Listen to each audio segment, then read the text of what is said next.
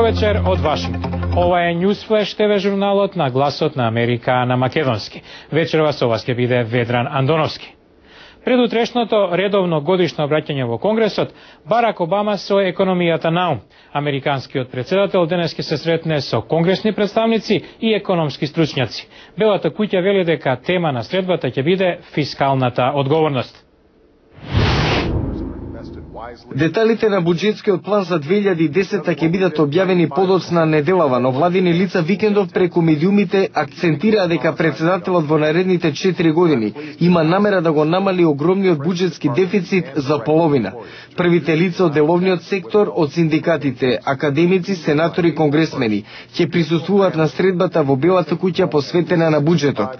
Обама утре ќе го одржи своето прво редовно годишно председателско обраќање во Конгресот, кога се очекува да даде детали за буџетскиот план. Според медиумските најави, тој сака да го скрати дефицитот за половина со тоа што нема да ги обнови даношните скратувања за богатите од владата на поранешниот председател Џорџ Буш, преку повлекување на сили од Ирак и намалување на владините трошоци. Проценката е дека таквите мерки би го намалиле дефицитот од 1,3 трилиони на 533 милиарди долари. Дефицитот достигна огромен износ, додека претходната и сегашна американска влада се бореа да го поттикнат финансискиот сектор, но и да заживеат економијата со заеми за банките и средства за инфраструктурни проекти од јавен интерес. Критичарите велат дека овие пакети само ќе заглават земјата во долг и ќе донесат повисоки даноци за идните генерации.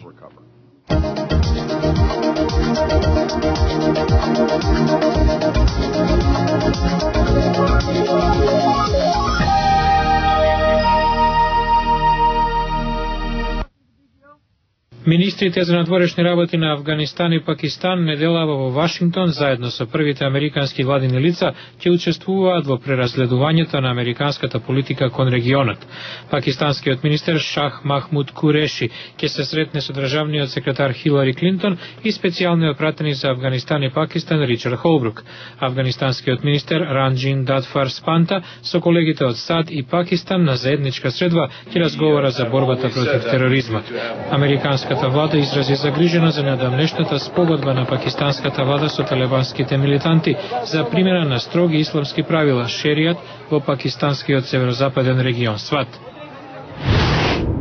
Поранешниот жител на Британија, 30-годишниот Бинјам Мохамед, е ослободен од американскиот затвор во Гвантанамо по 7-годишен притвор и пристигна во Британија.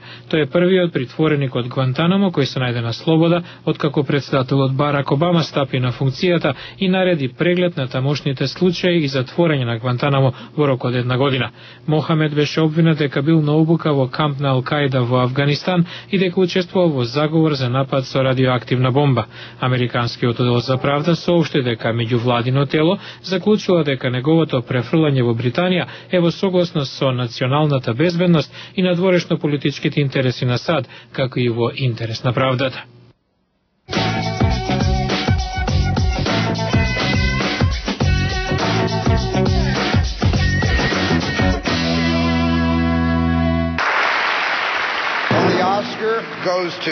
Синоќешното доделување на филмските награди Оскар имаше меѓународен карактер.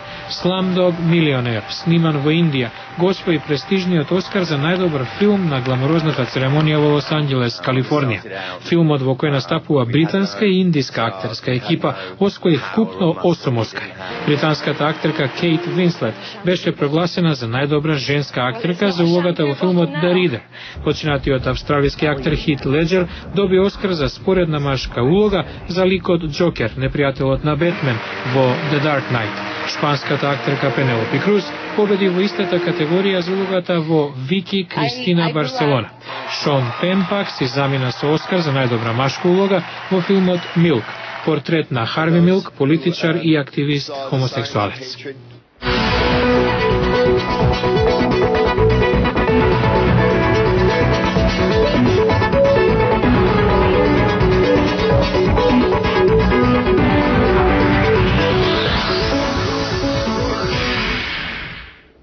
Во продолжение на Newsflash. Американскиот главен правобранител Ерик Холдер деновиве поттикна дебата за расните односи во Соединетите Американски држави, велејќи дека САД се нација на страшливци, бидејќи повеќето американци избегнуваат отворена дискусија на оваа тема.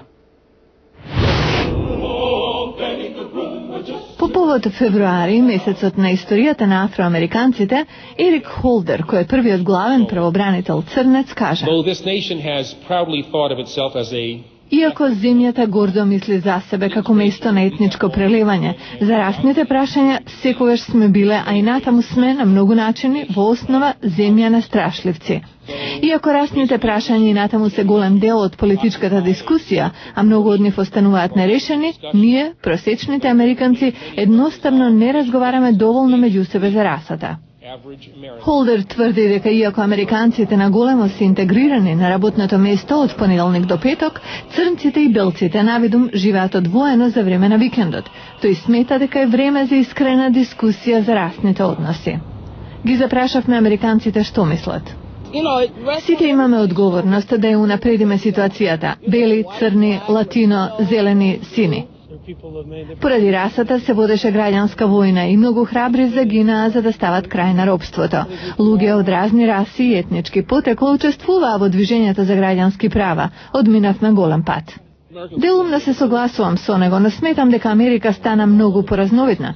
Тука се луѓе од многу други култури и треба тоа да го почитуваме. За други беше пречувствително да се дискутира на оваа тема. По политичките кругови, дел од конзервативците го нападнаа Холдер, бидејќи сметаат дека неговиот коментар е многу конфронтирачки. Председателот Барак Обама пак за време на инаугурацијата порача: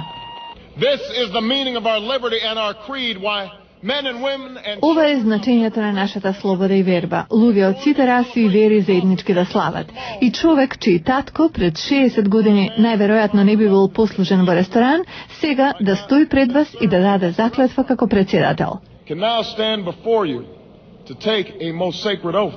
Во време кога во САД се слави историјата на афроамериканците, Холдер повика да се испита расната душа на земјата за да се дојде до нејзиното срце.